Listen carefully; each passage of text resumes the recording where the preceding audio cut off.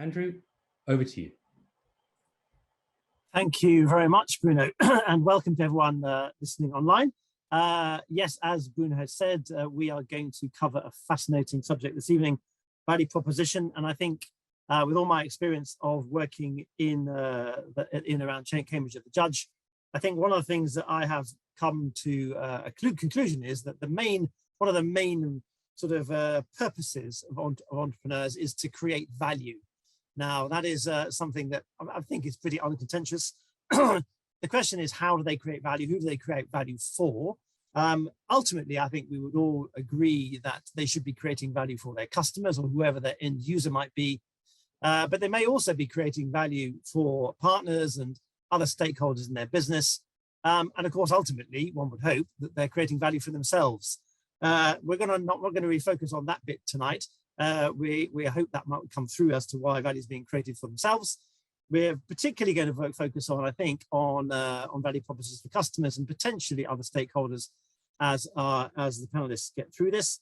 I think we're going to look at a few things. First of all, we're going to kind of come up with some definitions and how each of the panelists sees value propositions, and it's one of the things that's taught widely and it's talked about a lot. But in the end, it comes down to a subjective understanding what it means for you and your context. So I suspect each of our wonderful people will have a view on it. We're going to talk a bit about, how does it change? So the value proposition you have at the beginning is more than likely, probably guaranteed to change as your venture develops. And how do you handle that? And how do you embrace it rather than reject it? We're going to talk a little bit about how we ensure clarity, particularly to our customers and to those stakeholders. How do we make sure that they understand it and that value is clear?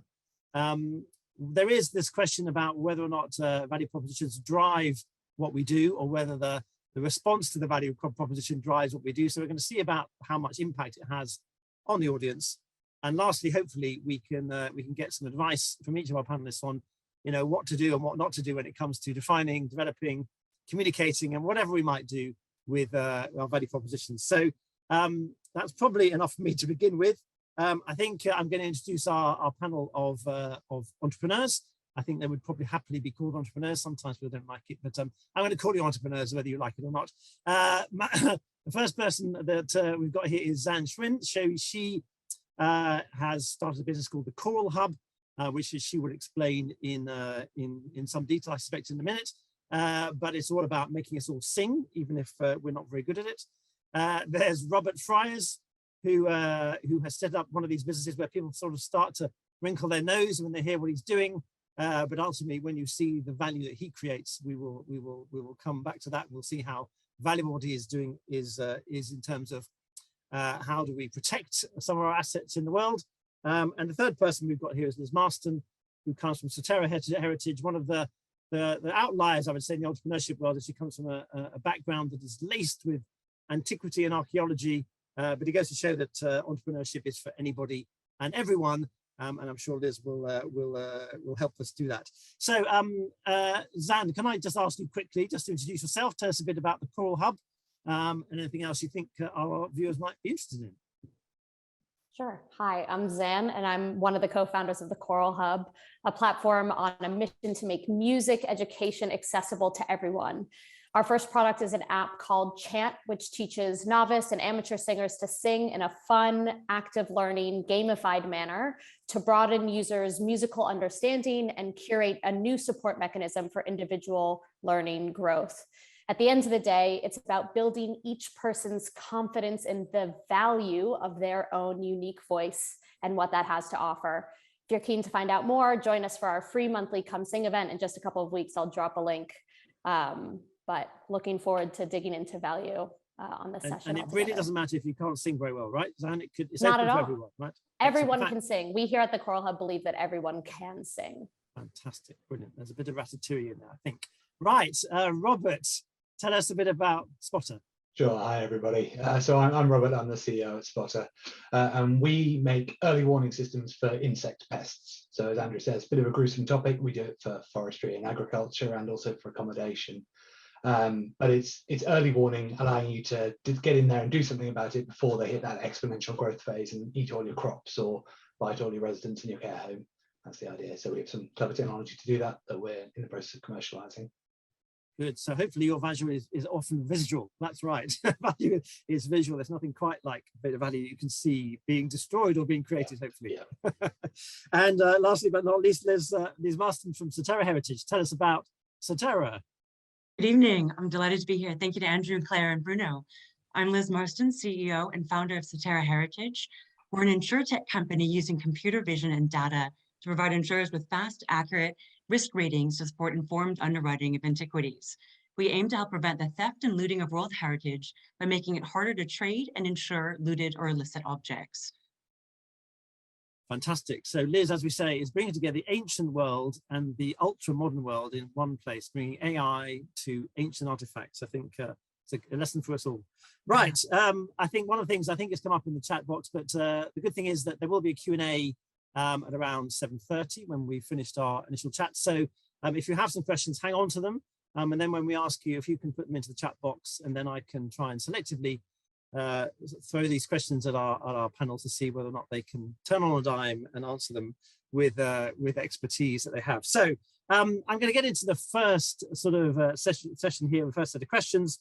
I'm kind of interested to know what it means, what the value proposition means to each of you, and kind of how you interpret it in terms of your context. And that would be really useful.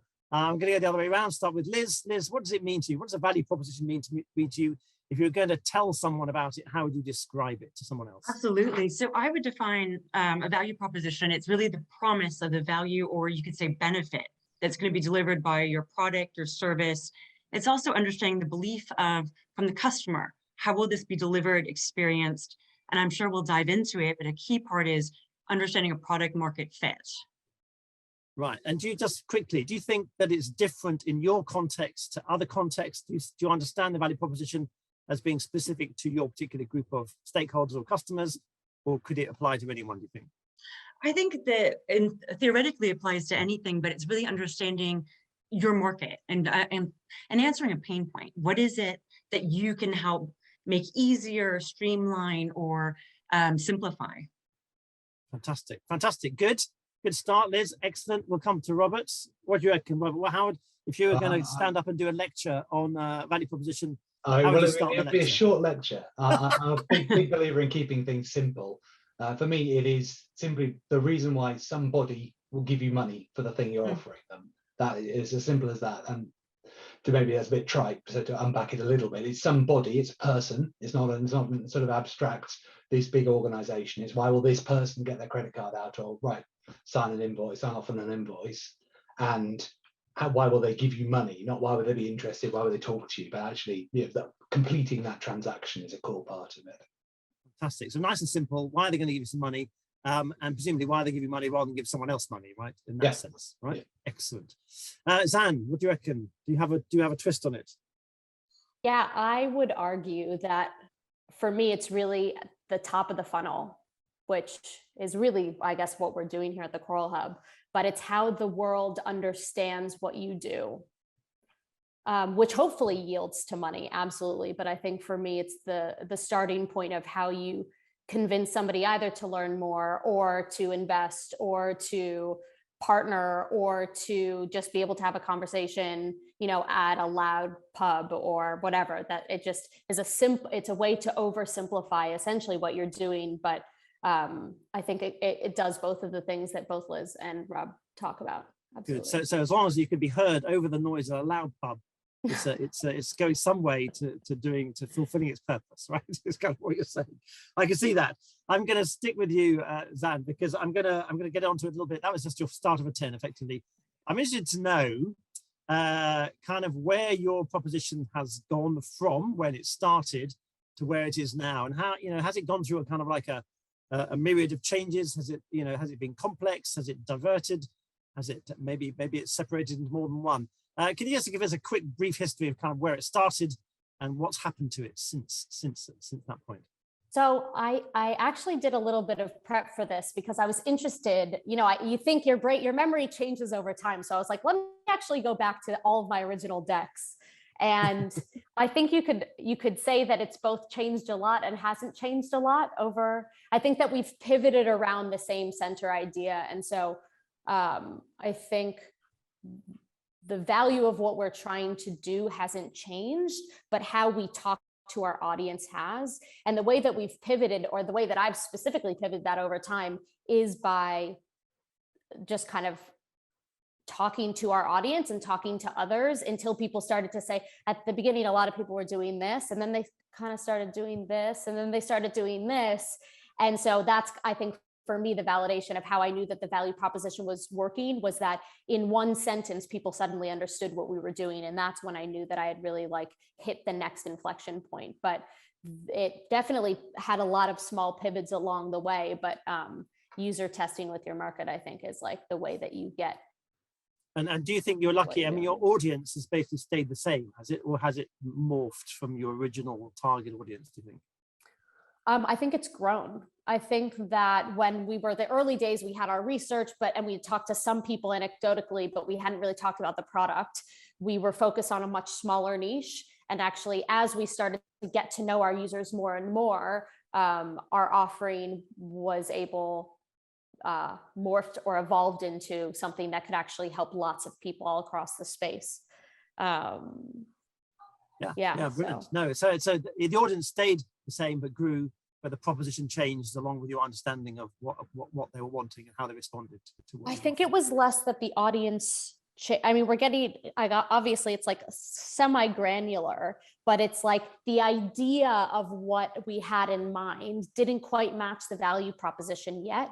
And so the conversation started to shift until finally the like micro changes that happened in the language that we used suddenly started to attract exactly who we meant to attract the whole time. Right. Oh, but it was how the value proposition changed who we had conversations with and who was open to having conversations and where those conversations started. So I really use the value proposition as the starter for 10 of everything. And so it drives a lot, I think, of our business and how we've grown over the years. Fantastic. That's good. I'm going to come to Liz, because I know that your proposition has changed and your audience has slightly changed. Is that right? I mean, perhaps you can Yes. let us know. Well, but we again, kind of give us a sense expanded of our scope. Yeah. So we started out, the original concept was really creating a tool for the heritage and law enforcement sector. We wanted to create an app that could recognize through image recognition antiquities.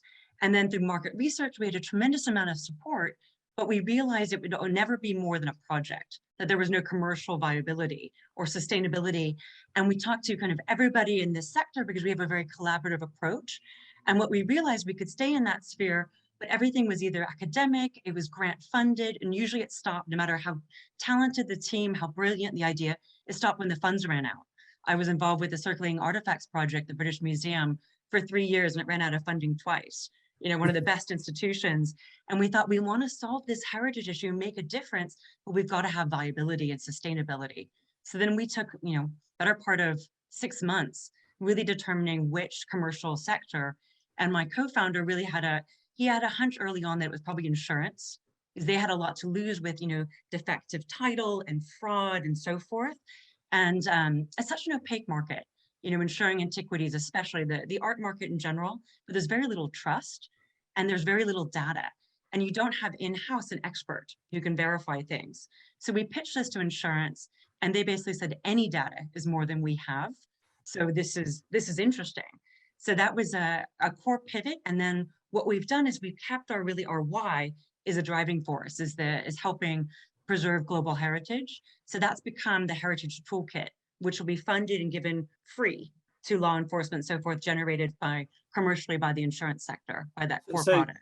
So when you were switching from your original kind of target group to the next target group, did you find you had to go back to basics again and sort of work out what the hell do these people want rather than the original absolutely. It's an entirely different set of problems.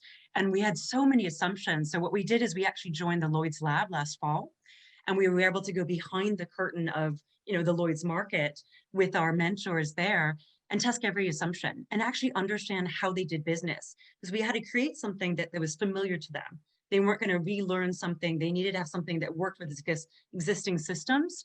So it's streamlining and making their life easier.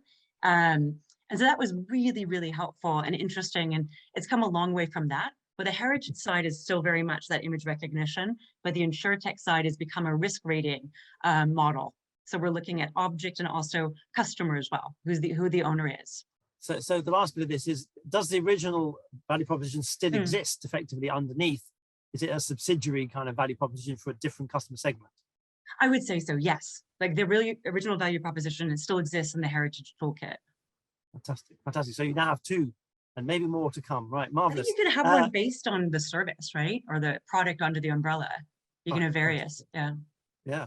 So Robert, I'm going to talk to you particularly last, because not only have you had a change, but you have a complete switch because of COVID. Perhaps you can explain how that value proposition really had to do a kind of a swivel. I don't know how many times. Yes, it was a pretty fundamental change for us. So we started, when my co-founder and I first came up with the idea of this early warning system, we were thinking about, really, we came to it from having had conversations with some of the people in sort of professional pest control, and it's rodents and cockroaches and bed bugs and stuff like that. And we had this idea that maybe this same technology, if you can detect what a pest is and tell someone without anyone having to go and look at a trap, that might be useful for forestry and agriculture in the future. But we sort of left it on one side. I think it was a slide in a pitch deck somewhere about the distant future when we get to being much bigger.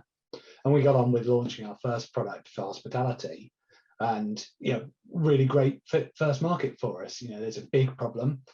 I didn't know before we started this business that there are entire professions of people who have jobs to prevent hotels getting sued from people being bitten by insects, and what motivates them, getting to the bottom of that and understanding all the different pain points. How much time are they losing in management, and how much of the furniture are they having to throw away and burn because it's been infested by insects. All these, in fact, built a very detailed value proposition.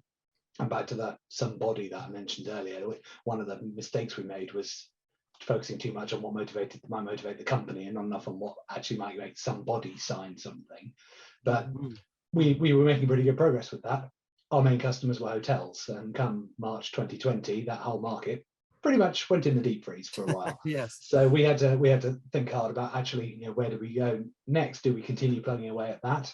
And there's still a very strong prospect for us. Or do we spend a lot more time thinking about building the value proposition in forestry and agriculture, something a bit more COVID proof, and then perhaps come back and look at accommodation later? And we chose the latter. Unfortunately, our investors supported us strongly in that. But it did mean going right back to basics. And while the very core of it is early warning, meaning less damage and less cost of getting rid of the pests, actually the way that manifests itself is completely different if you're talking to a farmer who's having their wheat eaten to a hotelier who's got a room out of service because it's got an infestation. Yeah. And did you find it was, having done the first lot, creating the value proposition for the second lot was easier, or did you have difficulty kind of shifting it from one to the other? No, they're quite different. And actually one of the things that, maybe a bit of a detail, but there's quite a big difference in our world between a pest where you care about the presence versus a pest where you care about the population. So if you're detecting something in a kitchen that shouldn't be there, one of them is too many, and you need to, and it's very binary. You either have them or you don't. Whereas if you're looking at, one of our products is for weevils in forestry that destroy young trees, and we lose 1 million trees a year to that in the UK. This particular pest, they're always there. The question is, when are there enough of them that you want to go in and do something about it? So the whole basis of the value proposition and how people might use the data we provide to get to better outcomes, because that's the win they're paying for ultimately. They don't care if we tell them they got 15 weevils. It's what can they do with that information that adds value for them. Right. So that is very different. And equally, you still have the other proposition for when the hospitality thing returns, that thing still emerges and it still retains. So you can have two propositions based around the same technology, just aimed in different areas for different. Yeah, absolutely. And even within the same market, the way our value proposition for, say, a hotel in Europe is different to our value proposition for a hotel in the US, because the pressures are different. In Europe, it's much more about reputation. In the US, lawsuits are a much bigger factor. So actually, all the bars shift around, and the balance is different. Right. So I think what I'm hearing from all of you, in a sense, is that don't just assume there's going to be a single value proposition. There may be various ones depending on who you're targeting, what the context is, what the stage is of your development. So be prepared to have not quite a catalogue, but certainly more than one of these things ready to present. Fantastic. Good. That's really interesting. And it just goes to show for anyone listening who's in this world of entrepreneurship that if you think you've got a value proposition that's going to be the same, it's highly unlikely. and it'll change probably by the end of the seminar, who knows. Good. I'm gonna go around. I'm gonna ask a slightly more complex question, perhaps, and come back to you, Rob, again, because I know you've done this quite extensively, which is sometimes it's hard for the customer to realize where the value is being created. You know, what is that value, particularly if some of these value propositions are sort of where the value is sort of slightly intangible, and sometimes it's kind of hard to convince the customer that value exists. So can you give us an example of how you have shown where value is being created when perhaps it wasn't so obvious? Yeah. So particularly a lot of the cases, if you're providing, I think that's probably true for all of us, the benefit to the customer is not the direct product that we're providing, it's something that flows out of that. And in our case, as I said, nobody cares about how many, well, some people care, very few of our customers care and are willing to pay money to know how many of a particular insect they've got. What they want to know is how many of their trees are being killed. And that's difficult, particularly when you're bringing a new product to market, to know, what impact is this going to have? Well, it depends a bit on how the customers use it. And we can do our best to lead them and help them with that. But actually, if we think it's going to save them visiting sites X times a year, and they're going to use this much less pesticide, and they're going to need to replant this many less trees, well, how do you actually prove that and build that in a compelling way that someone's going to accept, say, yeah, no, okay, I can sign up for that. This is going to save me money. I'm going to pay you something. What we try very hard to do is get the customers to provide those numbers rather than us tell them. But it's difficult when, in our case, you often have bits from various different pots around a business. There might be a bit of a benefit to marketing, for example, being able to reduce pesticide use. There's a bit of a benefit to operations. You can now schedule their people better. There's a benefit to the individual forest manager who can spend less time in the car and more time actually getting on with the stuff they need to do.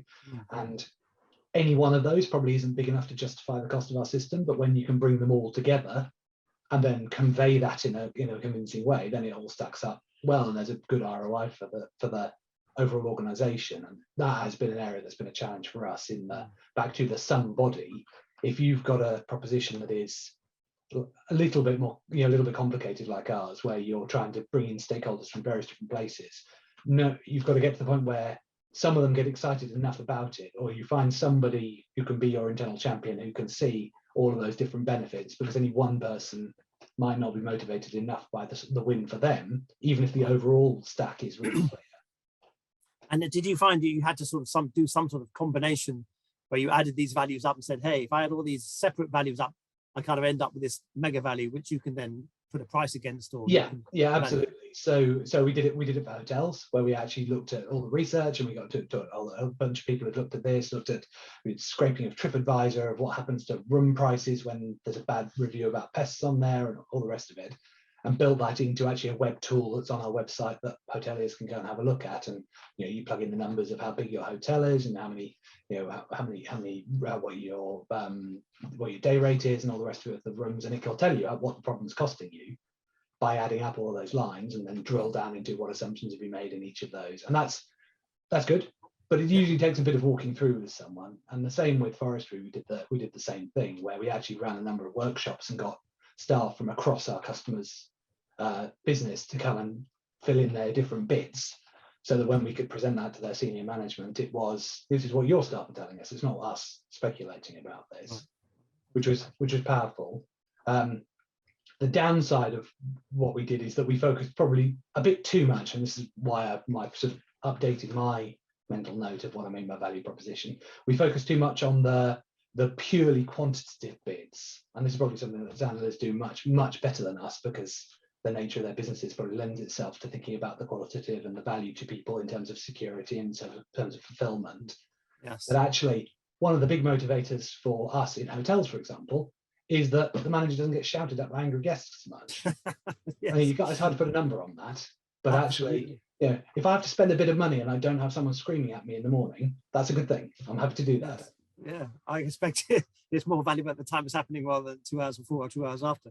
Yeah. So essentially what you're saying in a way is that you can describe your value proposition, but sometimes you have to lead the customer to understand where the benefit is coming from. So they may understand it generically, but to really understand it specifically, you might have to lead them and give them the right sort of inputs and stimuli to understand where the benefit's coming from. And so it may not be obvious, and your job in a sense is to make it obvious for them so they can sort of grasp it and do that assessment themselves. Brilliant. Liz, I'm going to ask you the same thing because I can't imagine anything more sort of intangible than insurance. But does the same thing apply to you in the sense that do you feel like what you're offering is quantifiable or is just qualitative in its description? Oh, it's a good question. I would say it took us a long time to really prove our value to the insurance sector. One, it's a very traditional market that, yes, there's a whole sector called InsurTech, but it's relatively new. So this is something we're bringing innovation in. Lloyd's Lab is really trying to transform that, but it's not a market that's typically open to that. Everything is quite analog. There's not a lot of automated or digital, I'd say, except for kind of car insurance and homeowner insurance. I've had a vertical learning curve on insurance. And so it was really interesting that everybody that we spoke to, kind of really deep diving, most people felt their current system was great. Why change it? And there's also kind of a reluctance kind of for those shifts. And unless we could really, really prove a marked difference, and that was, reduction in their time, expense, and if we could also generate revenue, then that was the trifecta. And it was very hard to determine how to do those three things. So what we learned was how they measure everything is called the combined operating ratio, the core. And if we could, included in that is the research on an object, on a person, and if we could help reduce either the time, the expense, rather than bringing in an expert to go look at a collection, we could do it with our software. That was a win. And I think one of the things that really showed value was that we realized that it's quite prohibitive. There's this kind of threshold where it's not worth their time and expense in fine art and species. And it's quite a high threshold. It's $10 million. Most of the insurance markets in the US market, US dollars. And so they were missing out on insuring kind of individual objects and smaller collections. And if we could automate this, we could open up this large market segment that they were missing. And all of a sudden that became very interesting. So that was really what we determined is, if we could lower, right? So by doing that, effectively, you established a wider value proposition than even you originally thought, because you discovered there were more things that you could bring into that equation, the tangibles or tangibles into it. Exactly. I'm interested about this thing that Robert talked about a bit, and I'm sure Xann will talk about it more, which is this balance between the emotional and the sort of functional value that people get out of these sort of things. Do you get a sense whether there's that balance within what you're doing? You have to obviously show some functional value, which may be numbers, but the emotional value is kind of more about security and Rob's thing about don't get shot at. I mean, is there an equivalent in your world, do you think? Well, there is the emotional value was definitely, on the heritage side, where there's a tech for good aspect. And that's, kind of the social enterprise side of Sotera is its key, is its core. So that really resonates with people. And a lot of times too, with this, there's funds earmarked, or there's, people want to spend more time and effort, including that. That's not something you kind of think about in the insurance market that's also saving heritage. If you can kind of combine that and bring innovation in, it becomes very interesting. So that would be more probably on the qualitative than the quantitative. Fascinating. So Xann, I'm going to come to you about something presumably is based in some sort of emotional state. Tell us also about how do you think people are going to value what you do, and how do you do that balance between qualitative and quantitative? Because I guess singing is a fairly emotional. I don't know how many people. Some people might do it functionally, but I suspect it's mostly emotional. Is it not? Well, I think because we're a social impact organization, emotion is basically not only how we built our value proposition, which is why it didn't change, which is why it changed micro and not towards what the customer need was, because actually the impact of what we're trying to build is the customer need from the very beginning, if that sort of makes sense. It's not a product that can kind of adjust based on as our audience changes, but it's like this much wider mission. And so it's a bigger ship. So shifting it, yes, be agile, but also I think because social impact organizations, like, what are you doing it for is basically the first question you have to answer before you kind of do anything else. Right. And so what kind of arose from that was, Liz, I think it was you that said there are several value propositions that can happen all across different businesses or different products within an ecosystem. And that's essentially what ended up happening, where we realized that there was this much bigger, the Choral Hub ecosystem that would create support mechanisms for how to make music education accessible in lots of different ways. And then Chant, our app that teaches people how to sing, was one of the products. And so each of those value propositions is slightly different because the impact of what they're trying to do is different. You know, you can be super broad with a hub because you're like, we are going to do a lot of stuff. So like, stay tuned, you know, and which is all about the emotional ask, which is like buy into our organization as a whole, and then we'll like convince you why to stay. And Chant then is one of the reasons why they might stay. And so I think one of the particular challenges that we had is, you know, gaming and mobile applications pre-pandemic was still, for music education, was still a very brand new space. It's something that some of the bigger companies started to experiment with throughout the pandemic, of course, now that everybody was learning music from home. But we, you know, I think that there was a lot of micro pivots around how we talked about the app, because so many people of who it was for were unconvinced. And so our value proposition for that specific product had to change, because it, you know, the more, you know, as Rob was talking about, like the more that you have the conversations with your potential audience and figure out what their individual pain points are, you can kind of start to shift that value proposition towards what you think might get the initial buy-in. That then you can then be like, okay, and then actually we do all of these other things as well. But like what I guess the value proposition is, what is the one thing that's going to get the biggest number of users to say, okay, tell me more. And then the more can be a long list, and obviously good user experience is like how you build that into a pipeline that makes them not overwhelmed and like feeds their specific need. But it's really about like that, I guess, specific buy-in. And so for us, you know, the value that's being created is a much bigger emotional ask. So this idea of all we want to do is get people to just engage with music a little bit every day. Right. And the way that we do that is lots of little things along the way, right? It's like lots of different exercises, lots of support mechanisms, lots of other things, but like at the core, at the value prop of what we're doing, it's the buy-in that gets the most amount of people at the top of the funnel to say, okay, like what else? I'm here. And so this sort of links on to the next issue I'd kind of like to discover, which is one of the things about using Chant is the fact that I start somewhere and I'm going to progress and hopefully get better. And so there's value accrual as I'm getting better. That's, I'm assuming, as I'm using your application, I'm doing more exercises, I'm becoming more confident. I mean, when you see that, how did you turn that into product UI or product output so that the user could absolutely see that value was being created by using the product? And how was that conveyed back to the customer? So laddering micro wins is very much a central feature to not only how we've built our user experience, but I think is what makes some of the more successful education platforms successful.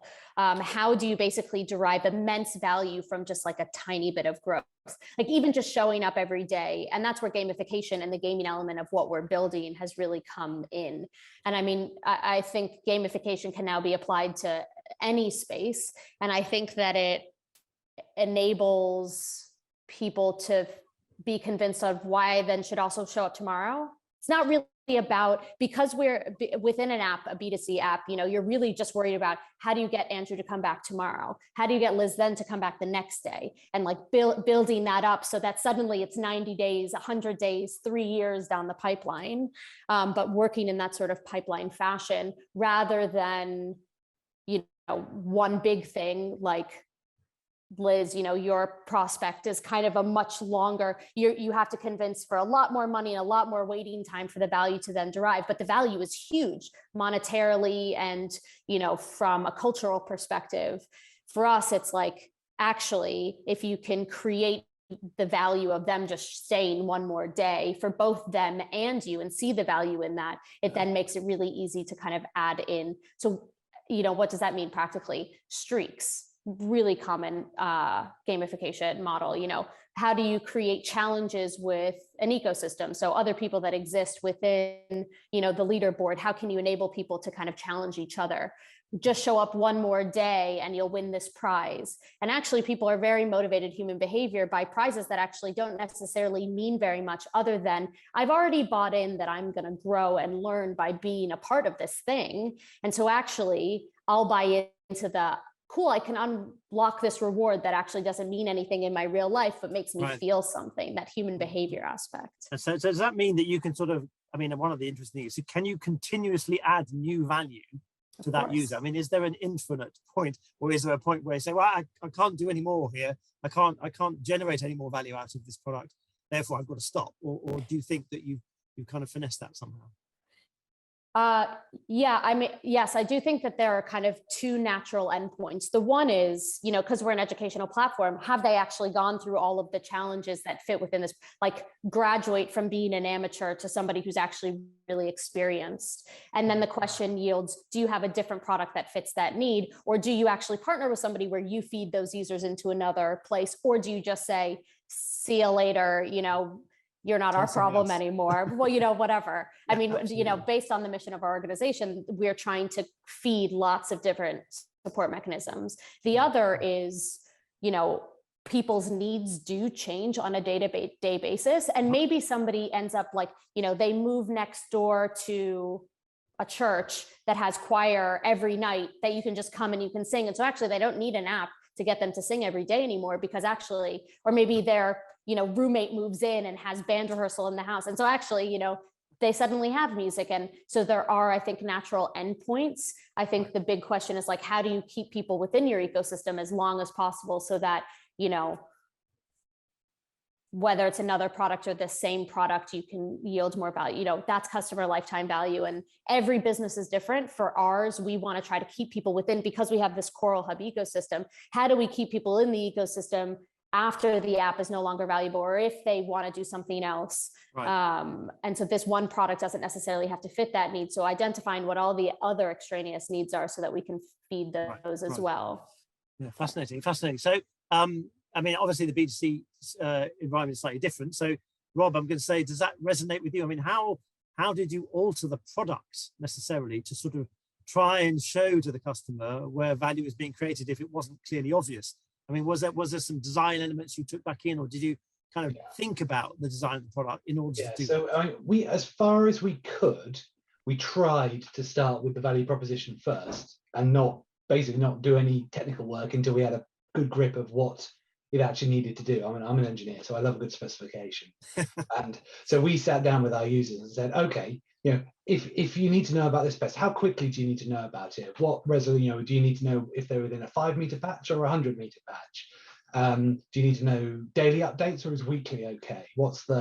And we tried to go through all of those of, you know, if you're going to get all these benefits of less trees and less pesticide and things, how good does it need to be? And then use that to drive what we built as far as we can. You can't always be purist about it though. But you were optimizing it. When you're bringing something very new, often you need something on the table for people to really sort of engage with and understand what you're offering. If it's, you know, it's a relatively complicated enterprise sale with benefits across various different people, it needs to be fully formed enough that you can get that engagement and get that feedback and know that it's going to be right. But we did try as far as possible to drive it value proposition forward. And of course, your first stab at it is wrong. It's always going to be wrong, and you have to iterate it. But a lesson to all. Yeah. I mean, I think one of the interesting things here is that you talked about this sort of this value creation, and I suppose what I'm interested in is for the customers that you've identified. When you start to build that value, and do you listen to the loudest voice, or do you how do you optimize, and how do you know, in a sense, when you've got to a value set which is enough to convert the customer? So you don't do too much. I mean, you shouldn't offer more than you can, but when do you reach that optimal point where you say, hey, the customer now realizes that they can switch from what they're currently doing to this thing because the value proposition has reached this point? I mean, were you aware of doing that, or did that just happen around you? No, we were. And one of the things is, of course, making sure you're talking to the right people. You mentioned the loudest voice. That actually, in a lot of, we're doing some work in the Middle East at the moment, for example, and actually, you very quickly learn the person who calls the shots is usually the person who's sitting quietly at the back of the room making absolutely no contribution to the conversation. But at the end of the meeting, they'll say, okay, we're going to do that, or we're not going to do that. And their juniors have been having, having all the back and forth in the meantime. So definitely isn't the loudest voice. If you can work out in advance who the decision makers are, then it's for you listen closely to them.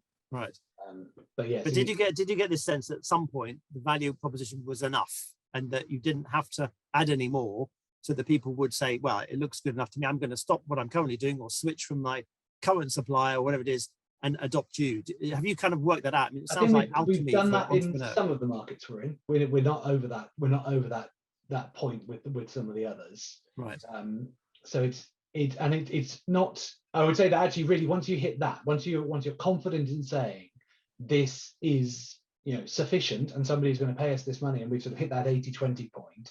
Because yes, it's easy to persuade someone to part with money if you absolutely gild the hell out of it and you have a hugely over-the-top product that you can't possibly do at a sensible price point. Right. I imagine that you could give private singing lessons through your app to every single user, and it would be entirely unsustainable and unscalable. But they'd probably love it for the price of the. I bet they would. And we're in a similar situation. We could put out 1 million monitors per square, per square kilometre, and give fantastic quality data, but actually it would be utterly unprofitable for us. Right. So there is this sort of discipline for the entrepreneur to know.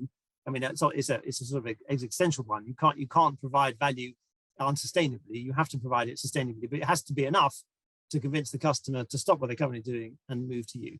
Yeah, and I would suggest that that's the step from a strong value proposition to product market fit. When you have a strong value proposition that people will buy, and then you can deliver that in a profitable way, or a way in which you can see a route to being profitable, say when it scales up a bit. Yeah, then that's the next big step, I would say, for a lot of startups. Yes, good. And Liz, I'm going to come to you with sort of the similar question, really, which is, have you made any specific changes in the way that you kind of present the product or deliver the product and service that was kind of a result of realizing, oh, we haven't really uncovered the value yet. There was this thing, we have to talk about this bit because we now realize that generates more value than everything else. Absolutely. I would say for us, we're starting with antiquity. So that's fine art specie insurance. And it's, a very small portion of that market, which is a relatively small market considering the global. And it was hard to kind of convince people that, well, that's, this small portion and you'd be saving this little bit of money, like where's the value? And then we were able to kind of explain, like, this is where we're starting. And really we were able to prove our values in the scalability. Because our data sets, and our AI platform, it can be trained on anything. So some people would be in meetings and they say, can you do baseball cards? Can you do these high value collectibles? Can you do watches, fine art, airplane parts? And as long as a data set exists, we can. And so that's where all of a sudden they started to understand it and they saw this greater picture. But we have to kind of walk before we run, because we need to master this level and really, really get that right and grow with that and make enough of a difference. And then we can keep going. But that was an interesting moment when we saw the scalability was really one of our greatest values. Right. And did you sort of have this problem of the loudest voice, or was it pretty clear that there was a common opinion, or did, in the insurance market, I suspect there's quite a lot of loud voices. I'm not being. There are a lot of loud voices.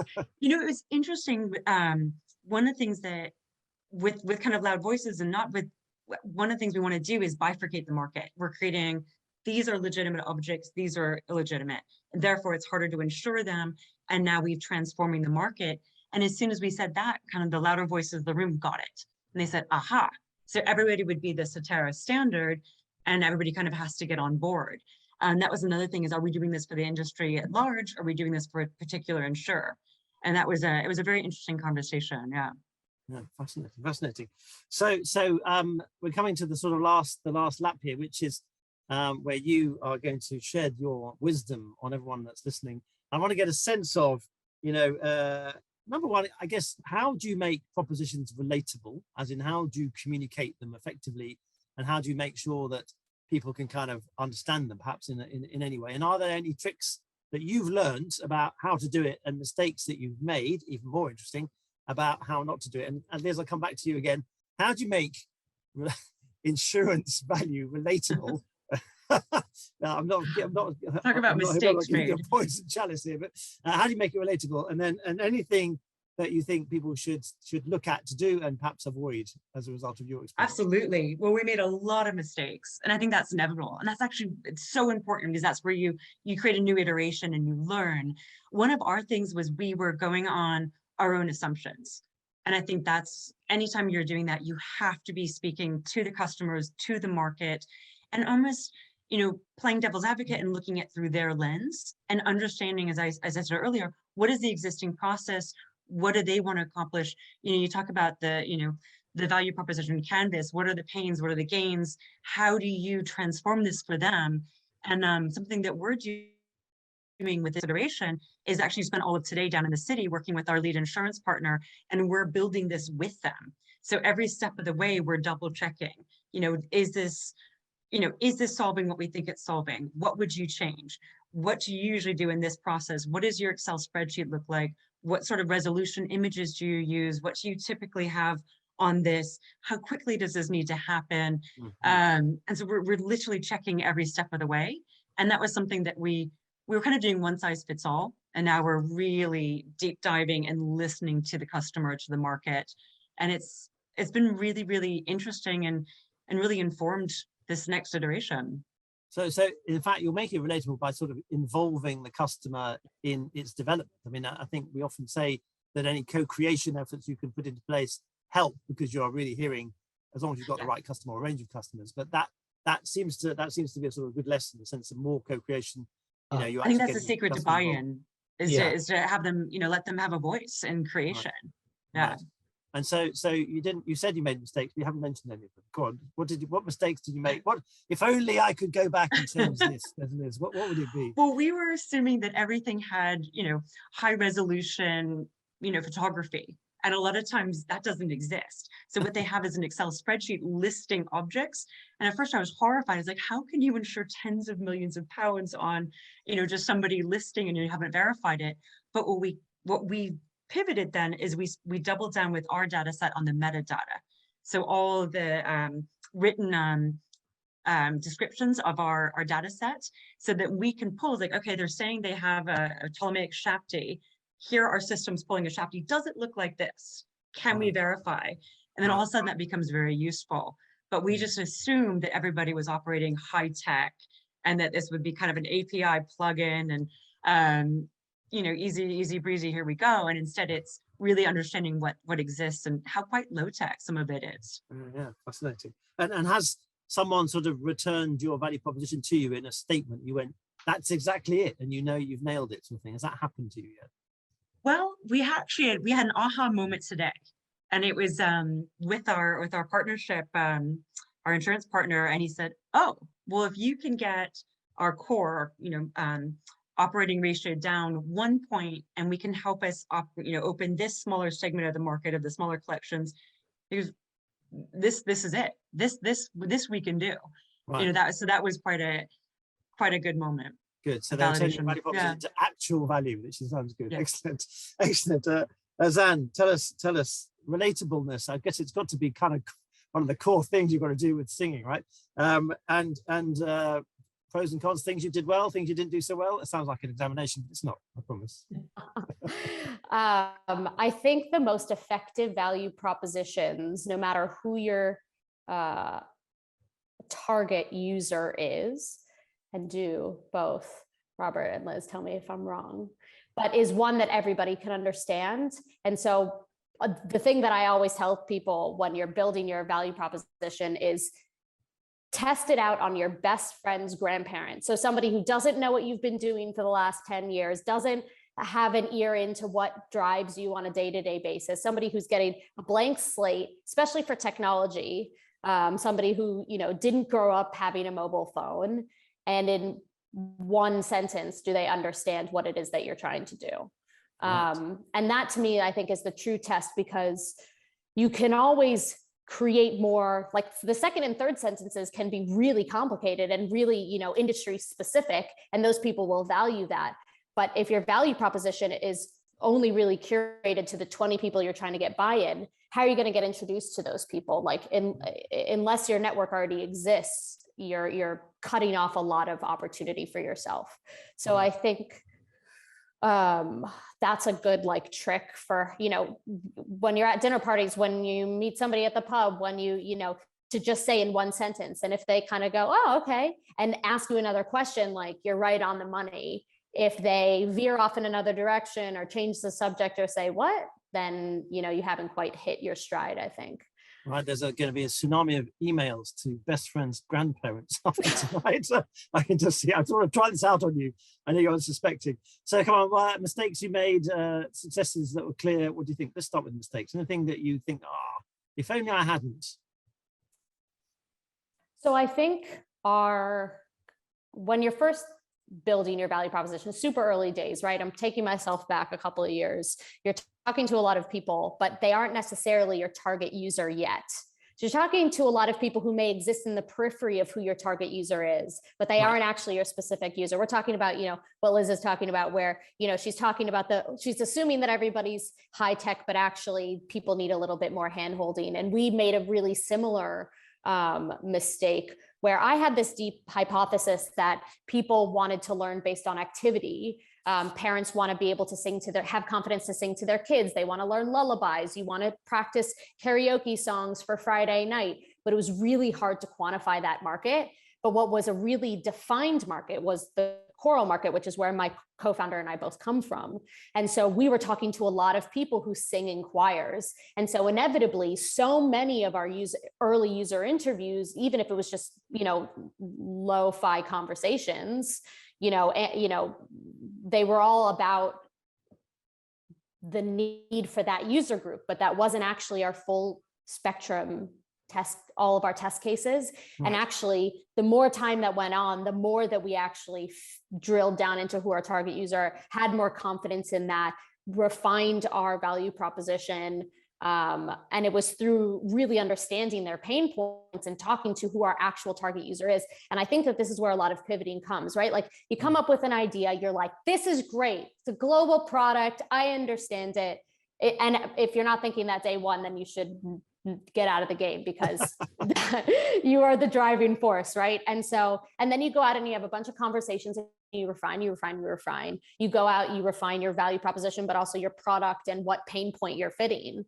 And so I think for us, you know, a lot of my early statements, and I actually pulled a couple of them, were, you know, a mobile app to teach you how to help you learn how to sing in a choir, which is not what we're doing. We're trying to basically give everybody confidence in their own unique voice. Music is inside us, and we're just trying to get people to sing a little bit every day. If you join a choir, great, I might see you there. But actually, we're like feeding a much different user, somebody who's a lot earlier in the journey, somebody who wants to do it more kind of casually. Yeah. And it was only through having more and more conversations and refining having confidence to refine the value proposition along the way, right, that actually we got to the right value proposition and the right target user group. And now, I mean, I just, every conversation that I have with every person, you know, feels like we're right on the money. I'm validated every single day because right, finally that product market fit with the value proposition has all come into. And how stubborn were you when you realized that the original one wasn't right? You've got to change. Were you just open? You say, hey, that's fine. Or do you say, no, everyone's wrong and I'm right? Yeah, I mean, I'm very collaborative and open to change. And so the minute that I have like a couple of conversations and everybody's like, what is it?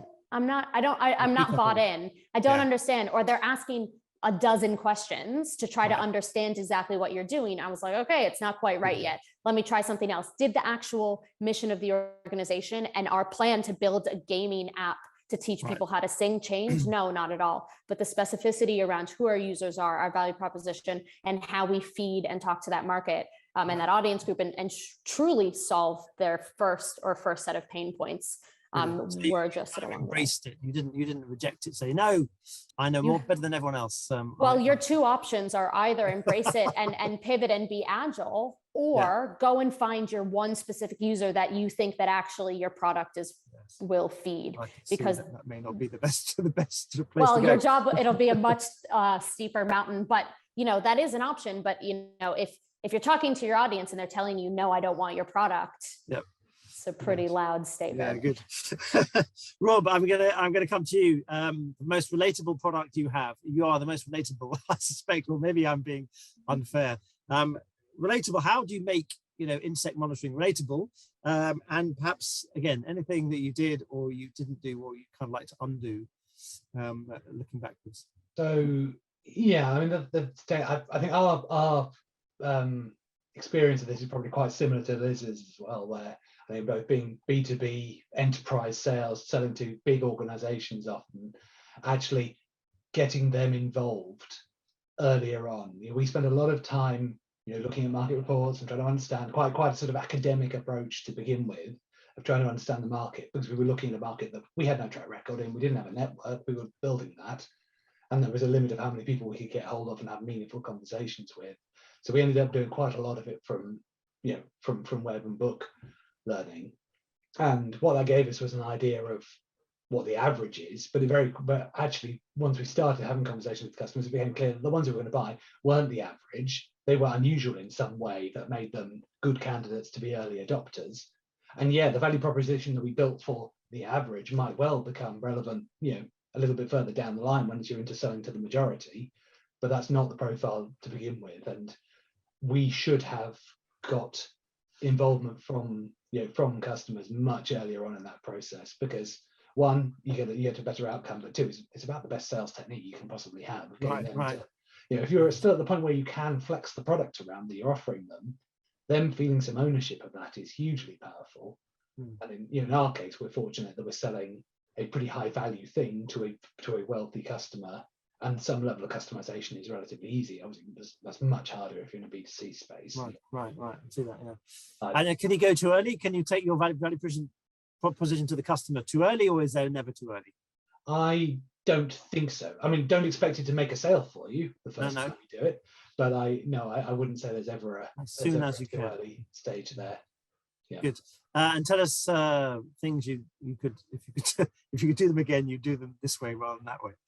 Well, I mean, that really is the main one for us, I think, getting the customer involved. And we learned our lesson with our second product, having I think made that mistake with the first one. The second one is where, with our forestry product, where we got those groups from across the customer's organization and got them to feed it in, and then there's a whole pack of information that is provided by them that lets us get the right product that is going to be at the right price, that's going to deliver the right value to them, and the decision makers say, yeah, okay, that all makes sense. I can buy into that because it's my own people telling me this stuff.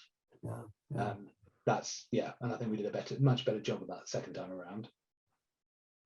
Good, fantastic. We've almost nailed it to the minute in terms of 7:30. I'm going to ask everyone to put some questions into the Q&A box anyway. But Elizabeth, I can't see what your surname is, but you have asked, what is your favorite value proposition? If it's not yours, whose is it? Liz, favorite value proposition, something else. Oh, there's some good ones. I really like this one I read the other day. It's by the founder of Revlon, the cosmetics. It says, in the factory we make products, in the drugstore we sell hope. And I thought that was quite powerful because it plays on the emotion. I'm not sure I totally agree with them and that that business approach, but it is interesting. Like that's clearly their, it's an aspirational, emotional hook that they're expressing. Yeah, it's kind of a message. A message come from Miranda Weston Smith. So Xann, your favorite? Do you have a favorite one that's not your own? You're not allowed to choose your own, or anyone else on the panel. Yeah, I mean, this is cheesy, but I like Nike's value proposition or tagline because it's actionable and it kind of is all inclusive in a really simple way. And for me, the simpler the value proposition, the easier it is for me to action and understand how it applies to my life, like the more powerful I think it can be. Yeah, fascinating, good. And it's stayed a long time, right? It's persistent, right? This is probably a good sign. Robert, do you have a favorite? Yeah, sorry, I'm going to be a bit unhelpful on that one because I don't in my mind, and maybe I'm coming at this from a slightly different place to Xann, that the value proposition for me is much more about the sort of fairly low level thinking that goes into buying or not buying, And the marketing hooks and the taglines and things are, very, very important to successful businesses. But I don't think I can pick out a particular business's value proposition of why their way of making people buy is more powerful than other businesses. Good. Either that, you don't buy enough. You probably don't buy enough. That must be the issue, right? I haven't got any questions so far, but I'm going to ask you something which is an interesting one. Perhaps it's more of an operational one, which is: was there argument within your own organization around this sort of thing, or how did you get to agreement? How did you sort of bring people's attitudes together, or maybe you're all just harmonious? But I suspect it's not always that way. Was there any way you had to compromise internally to make sure everybody kind of got on the same ship? I'll start with Robert. Sorry, Robert, I'm pointing that at you. I'm trying to think back to the very early. The longer you do it, the less that becomes an issue, because the more actually it's being driven by what what your customers are saying, and actually the customer's always right. So you listen to them, and it doesn't matter what anyone on your team thinks. Is you listen to them. Back in that very early phase where we were trying to do it from the outside looking in, there was some discussion around, to what extent is this going to be made by hard-nosed business decisions of, okay, if I have to, I don't have to burn this many pillowcases, and I don't have to take a room out of service for 2 days instead of 3 days, the pure financials, and to what extent is it going to be driven by the emotional, I don't want to get shouted at by a guest, or I don't want to have to deal with turning up in defending a lawsuit or anything like that. Right. That's something we went back and forth on quite a bit inside the team, and I mean, in the end, it ended up being a bit of all of those things, and it depends on the individual customers. And it's probably that dialogue internally was quite healthy, because it meant that we were aware that we didn't know about these things, so we asked the right questions when we got in front of customers to try and bottom that out. Right. An absolutely set idea of, oh no, okay, we know it's exactly this, and this. Right. We would have gone in with blinkers on and not learned nearly as much as we did. And any evidence from Liz or Xann on internal sort of arguments or discussions or difficulties with value proposition, sort of arriving at a consensus? Sure, I'll go.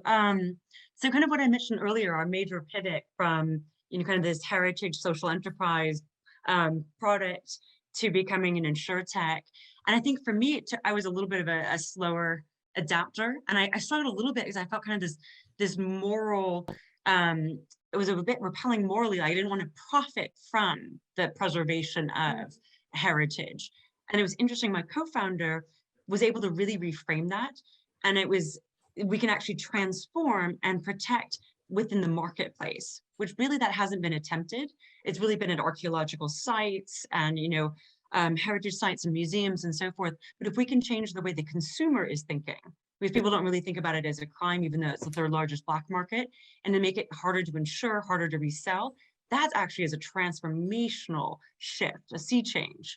And that was very, very, very helpful for me. But I was kind of reluctant on that. And then I think the compromise also was that we've always kept this heritage toolkit, and we've been talking too about creating a Sotera foundation, if when we exit way in the future, that we make sure that this good work continues. So yeah, I would say that was kind of that's our compromise. Yeah, and that's really our why. And I did not want to lose the why. This was my absolute driving force. And some people kind of have said too in meetings, you can see when I'm talking about the heritage side of it, it's really the passion, it's the why, it's the purpose. Right. I didn't want to lose that magic of this business. The rest of it is a means to an end in a sense. But yes, I understand that. And Xann, any internal machinations? Yeah, so I mean, as soon as the project kind of really kick-started, we were sprinting, and we get a couple of weeks in, and I'm getting a lot of question marks around the value proposition, other things in that same sort of field, but like the product market fit and all that kind of stuff. And I realized it was because I was having all of the conversations with the customers and the rest of the team wasn't. And I was like, okay, I understand, because I couldn't understand why they didn't get why this was the right fit. And so how we started to I guess, not everybody can sit in a user interview, right? Like you're going to have we have a huge ecosystem of a team. And so how do you start to translate those conversations to the rest of your team so that they can have the same data and facts and make the decision and buy into the value proposition from the same data set that you're kind of working that's from. interesting. So if you keep on doing it from your frame, you may just get the answers you hear, right? You want to hear rather than somebody else asking the question in a different way. I understand that's brilliant, brilliant bit of insight. We've got a little trickle of questions, which is good. So Helen Fisher asks, any examples of failures or learning from badly articulated value propositions? So you're going to have to think about things that you perhaps personally think don't necessarily work as good value propositions. Anyone got an example? This is where you have to be very nimble. Is there something you think where the value proposition just doesn't work? Everyone's thinking hard. Maybe I'll come back to that one. You can think about that in a minute. There's a question specifically from Robert. To what extent do you use intellectual property, and perhaps it applies to Liz too, for example, patents and stuff, to help you make your value proposition to lenders or potential customers? So how much of it is sort of factual, if you like, in terms of IP and value? 0%. There is no Excellent. customer who will pay you money just because you have a patent. In our business, anyway. I mean, that might be different if you're a pharma company developing a new drug that you're trying to sell to one of the big pharma companies. Sure, that Right. world. In our world, there is no customer who gives two hoots whether we have a patent or not. Right. It plays no But part. different in the investor world, right? They presumably do. Oh yeah, I was going to say that.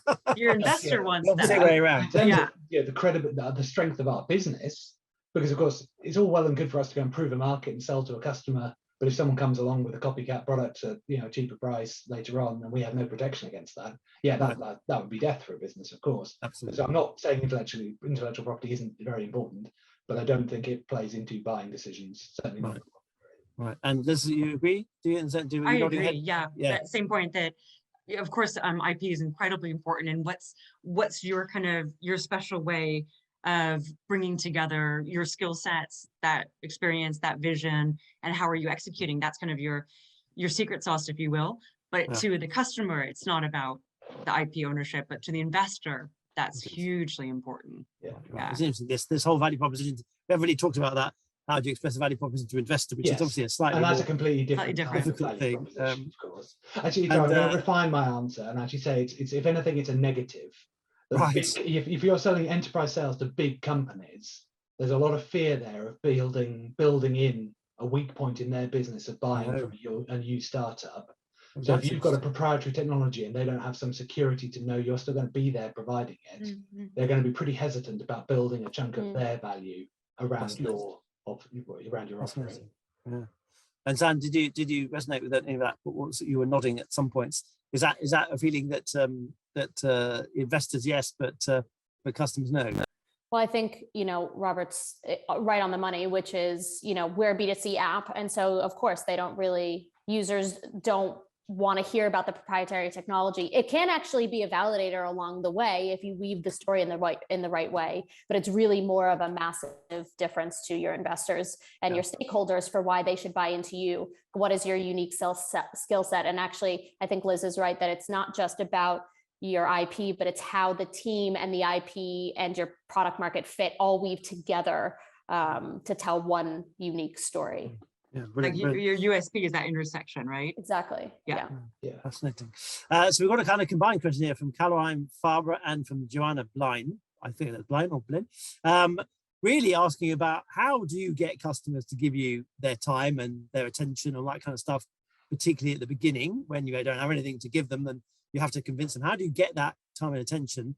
And someone saying, particularly if you come from a different background too, but also Joanna's saying, and how did that work in COVID? When you couldn't actually be in front of the customer and you had to sort of do it in a complicated way, and perhaps they weren't that it wasn't so easy to meet. Perhaps Liz, what do you reckon? How do you get the early people to talk to you? That's a great question. That's challenging. I would say one of the things we did is we didn't immediately go to customers, but we went to, because Sotera, as I've talked about, we're heritage, but we're also tech, we're AI, we're high assurance identity, we're insurance, and we're law enforcement. So there's a lot of different sectors that we're bringing together that don't typically work together. So what we did instead is we went to the different industries and kind of spoke to everybody that we needed to know. And then we kind of scooped up advisory board members from these conversations. So then we had an expert on the team, because realizing that our skill sets, nobody could be an expert in everything. And then that became very helpful. Well, then they had the customer that they could introduce us to, or the right contact. So I think it was kind of a multi-pronged. But why were they willing to talk to you when you were so early? I mean, what was the sort of, what was the attraction? Are they a bee and you're the next? That's a good question. Well, I think a lot of it was utilizing our networks. Who we did a pipeline document of everybody we thought would be useful kind of by industry, and then whatever connection point we had, and we would say, if you have 10 minutes, and we would send something ahead of time. Kind of, this was before we really had our drilled in pitch deck, which was never done. We're redoing it yet again, version 1,000,007 this week. But we had an intro, and then we made it worthwhile, and we picked people where we thought they would be interesting. And then we would ask them, who do you think we should speak to? And then they would introduce us to the next. So that was really activating that network. And did COVID have any impact on that at all or not?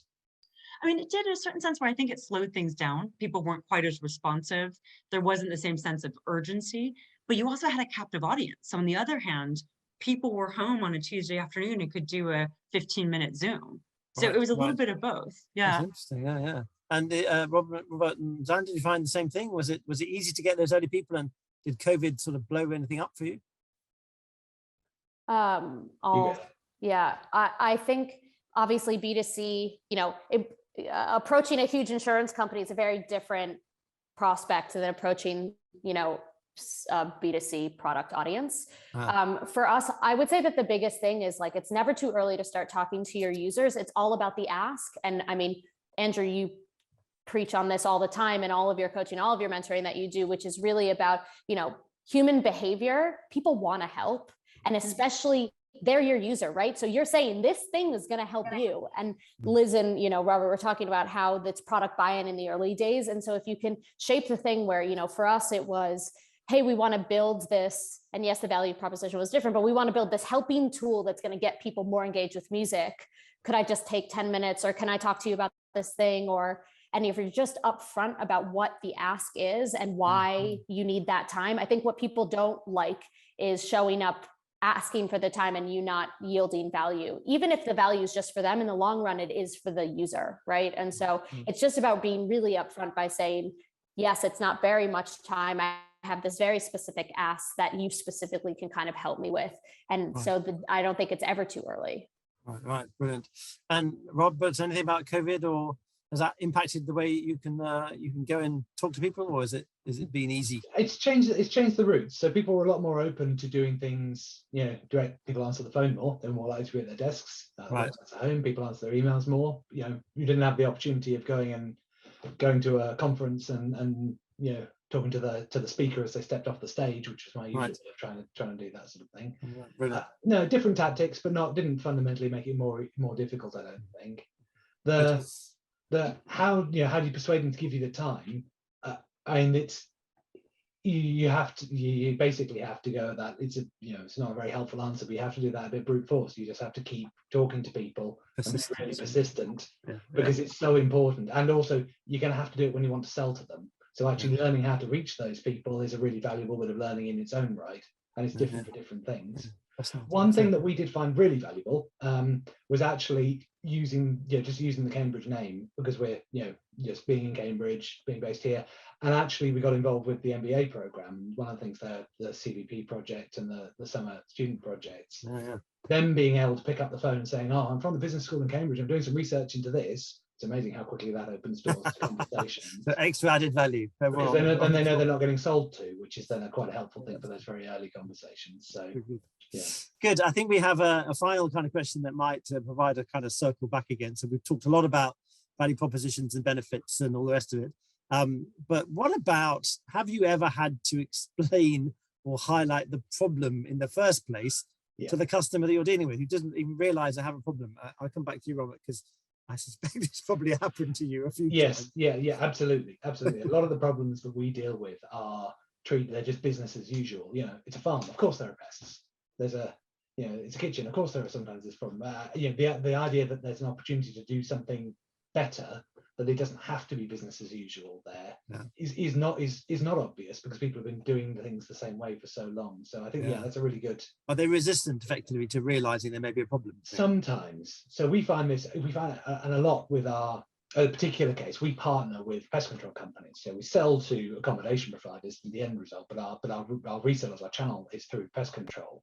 And we find they basically split into two camps. There's the people who see, wow, this is a great way I can grow my business. I can, in a world where any guy with a van can claim to be a pest controller pretty much.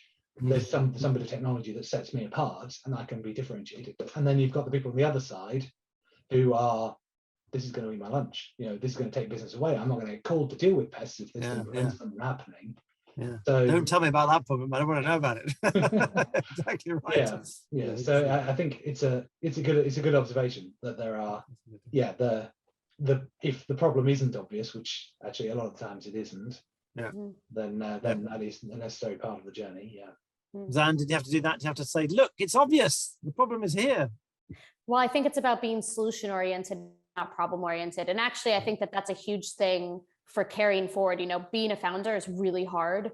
Having all these conversations and people slamming doors, virtual doors in your face is really hard. And so how do you make it more solution oriented? And so for us, it was less about highlighting, the problem, but actually people often accentuate, if you can ask the right questions, people accentuate what their problems or their pain points are within that area. And so for us, it was more about finding the really specific pain points. So as a really unique example, I think in the early days, people were made the huge assumption that because it's singing and we were very choir focused, that it would be a mainly woman focused product. But actually, as the value proposition, as we've refined over time, the number of men who have emailed me in the last couple of weeks that have said, great, I've really wanted to gain confidence to sing to my kids before they go to sleep. I haven't had that before, was that sort of idea of that's their specific problem. We talked about a broader solution, and I would give like a bunch of examples of how our product could help a lot of different markets. And then they automatically say, oh, I have this problem that I think you can solve. And so it's about it's like almost investigative journalism a little bit about keep how asking the right question. and eventually people will tell you what their problem. I think that's the best way to do it, is have people tell you what the problem is, what their problems are. Yeah. Liz, you get the last word. So I would say, did you ever have to make it obvious, or did they all realize that there was an insurance risk? Well, I would say, there's a little bit of ignorance is bliss, right? And sometimes when you point something out, then it has to be dealt with. And we saw that in kind of the early stages of business, where it was more kind of I would say less UK, less US, but more kind of your greater European mentality, is that people didn't want to be put out of a job. So if you automated this, that was a problem. And that they would have to start a task force if you pointed out, that it was kind of a bit on both ends of the spectrum.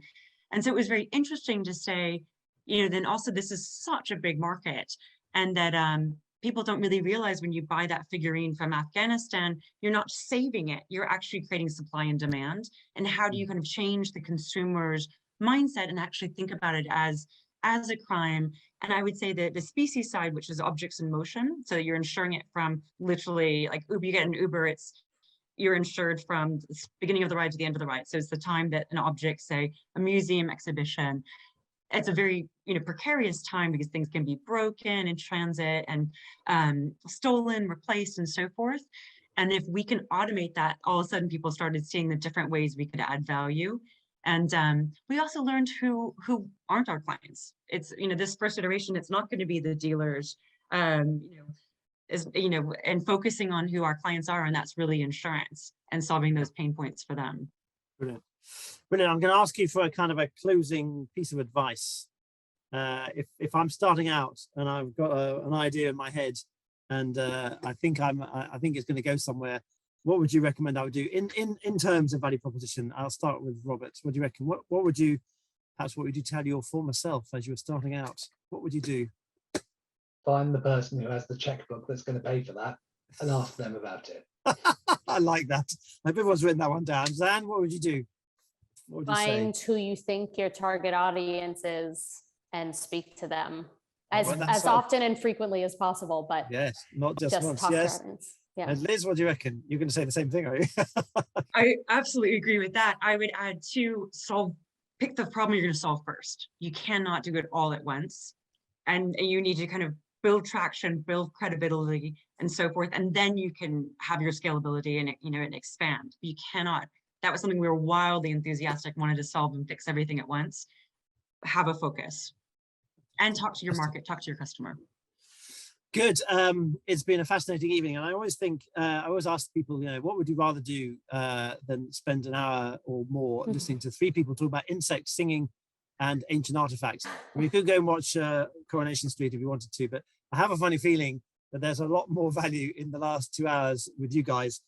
So all I can say is thank you so much for talking at length about these and answering. I would say they're fairly complicated questions. I hope they were anyway. That was my idea, to try and make it so that people get some insights into how they do this. Because I think you probably all agree that nailing this concept of the value proposition and understanding how value is created and how the customer sees it is so important. Because otherwise, if you're not getting to that point where, I'd say, the customer realizes it, then you may have a struggle getting the customer to hand over the money, pay the check, get out the credit card, as you just talked about. So what I can say is thank you so much to all three of you. Really, really appreciate giving up your your Tuesday evenings for the common good. I hope everyone's made copious notes and taken lots of this down. So thank you very much. For those of you who are still here, don't forget, next week we have a session all around diversity and teams, and why diversity is obviously a current subject, but it's also something that you should be thinking about when you're building teams and as you build your company. So please come back next Tuesday. I think there'll be some feedback from sent to you about this evening, so hopefully you can fill that in. That would be great.